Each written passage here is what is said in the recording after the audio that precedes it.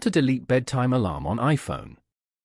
To get started, first of all go ahead and open up the Health application on your phone. The Health application is a central hub for your health and fitness data, allowing you to track a wide range of health metrics, manage medical information, and share it with others.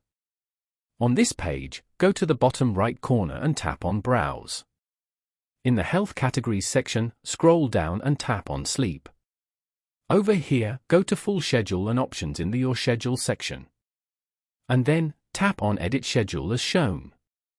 Scroll down to the end of the page and tap on Delete Schedule. You have now deleted your bedtime alarm schedule. Following these steps, you can easily delete bedtime alarm on iPhone. Thank you for watching. Please leave a like if this tutorial helped you, or leave a comment below if you have any questions related to the video.